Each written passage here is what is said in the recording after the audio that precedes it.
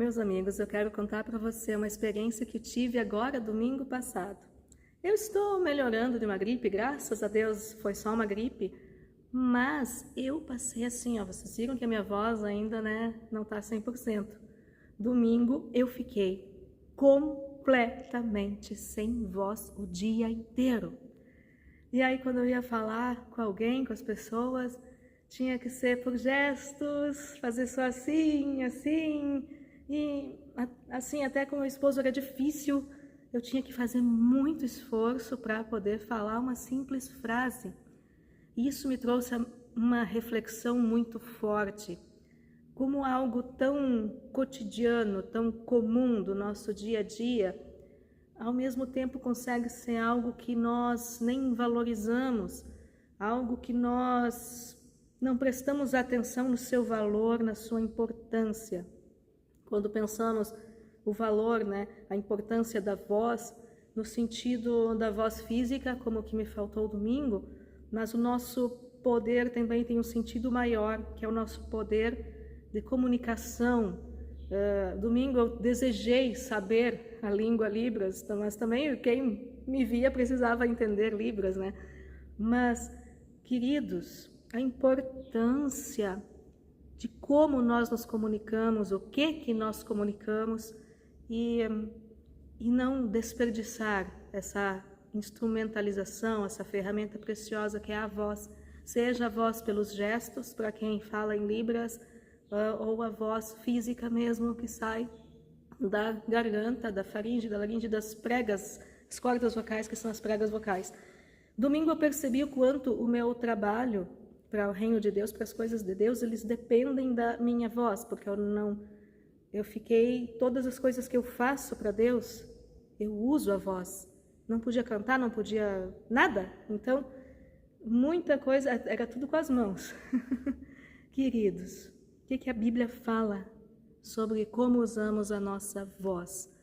O capítulo que ensina sobre como usar a língua, como guardar a língua, é um capítulo muito forte. Ele fala a verdade de uma forma clara, objetiva. É a carta de Tiago, no capítulo 3. Tiago, irmão do Senhor, quando escreveu a sua carta, é uma carta muito prática, é uma carta forte. E em capítulo 3 eu vou destacar apenas alguns versos. Olha só, Tiago 3, verso 2. Todos tropeçamos de muitas maneiras. Se alguém não tropeça no falar, tal homem é perfeito, sendo também capaz de dominar todo o seu corpo. Quem nunca tropeçou no seu falar? E esse versículo nos traz assim, na cara. Continua assim, falando que dos exemplos assim ele usou, que nós colocamos freios na boca de cavalos, imagina a força de um cavalo. O outro exemplo que ele usou, que grandes navios que são dirigidos por fortes ventos, e são navios enormes, são dirigidos por um pequeno leme, outro exemplo que ele usou. E olha só, e aqui eu vou pular para outros versículos que eu destaquei, eu estou olhando para as minhas anotações ali e para você aqui, Olha só os versos 5, olha só. Semelhantemente, a língua é um pequeno órgão do corpo, mas se vangloria de grandes coisas. Vejam como um grande bosque é incendiado por uma simples fagulha. Olha só o poder das palavras, o que elas podem fazer. Podem destruir, palavras podem destruir relacionamentos, podem destruir carreiras, podem destruir reputações. Impressionante.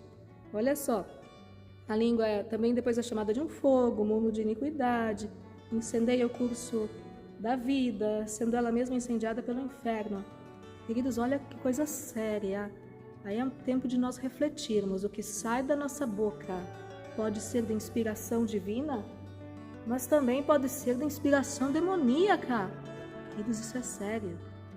E aí fala que todos os animais o ser humano pode domar, mas às vezes só próprias palavras não consegue domar, E agora, para encerrar, queridos, eu vou ler dos versos 9 ao 12. Preste bem atenção, olha aqui, Com a língua bendizemos o Senhor e Pai, e com ela amaldiçoamos os homens, feitos à semelhança de Deus. Da mesma boca procedem bênção e maldição. Meus irmãos, não pode ser assim. Acaso pode sair água doce e água amarga da mesma fonte? Meus irmãos, pode uma figueira produzir azeitonas ou uma videira figos? Da mesma forma, uma fonte de água salgada não pode produzir água doce. Esse finalzinho nos ensina, primeiro no verso 9, aquela hipocrisia religiosa que muita gente tem, né? Chega na igreja e glória a Deus e aleluia, e depois, no resto da semana, fica só falando mal das pessoas, né? Jogando uns contra os outros, criando intriga, criando fofoca, impondo a sua opinião acima da Bíblia, isso é muito comum. E depois fala que da mesma fonte não pode produzir bênção e maldição, água doce e água salgada, havia a questão também das árvores, as frutas diferentes. Enfim, ou seja, o problema não está no que sai, mas é a natureza da fonte. Vamos ver isso na palavra do Senhor e eu vou explicar para vocês. Salmo 19, o último versículo do Salmo 19, verso 14, fala: que as palavras da minha boca e a meditação do meu coração sejam agradáveis a ti, Senhor, minha rocha e meu resgatador. Que as palavras, olha só, a conexão, aqui existe uma conexão nesse salmo.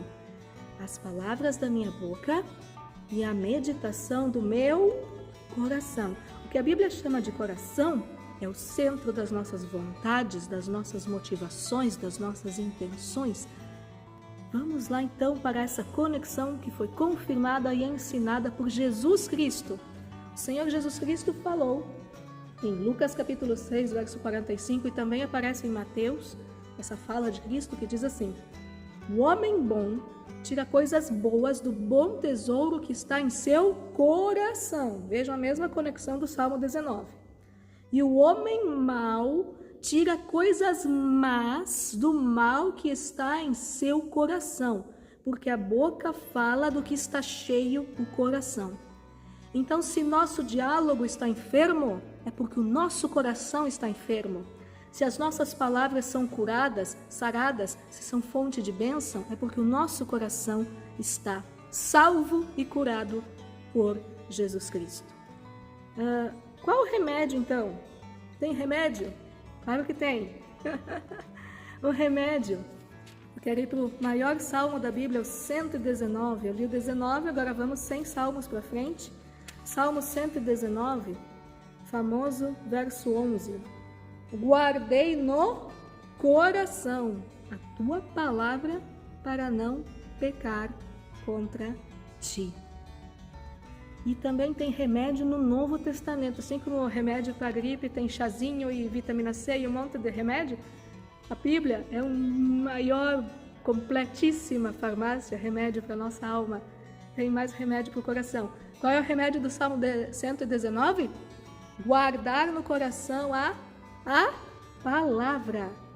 Quando nós lemos a palavra, não somente no intelecto, mas refletimos, interiorizamos os seus mandamentos, interiorizamos as suas lições preciosas, ela vai tirando tudo que não presta, curando o nosso coração e, por consequência, naturalmente, as nossas palavras vão melhorando a sua qualidade.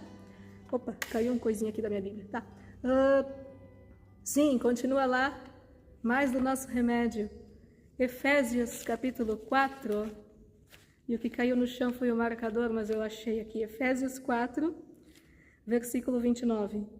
Nenhuma palavra torpe saia da boca de vocês, mas apenas a que for útil para edificar os outros, conforme a necessidade, para que conceda graça aos que ouvem. E eu vou ler a sequência está conectada, ó. Não entristeçam o Espírito Santo de Deus, com o qual vocês foram selados para o dia da redenção. Livrem-se de toda amargura, indignação, ira, gritaria e calúnia, bem como de toda maldade. Sejam bondosos e compassivos uns para com os outros, perdoando mutuamente, assim como Deus os perdoou em Cristo. Então, falar, se preocupar com o que edifica. Aquilo que eu vou falar vai ser útil para o bem de alguém, mas não para o bem como a vingança, que é um prato que se come frio. Não. O que eu vou falar edifica. Sabe o que é edificar? Edificar é construir. O que eu vou falar vai construir alguma coisa boa na vida do próximo? Então fala, senão, ó. Tá? E encerrando, Colossenses capítulo 3, versos 16 e 17. Olha o remédio, ó, mais remédio. habite ricamente em vocês a palavra de Cristo. Olha o que nós já lemos.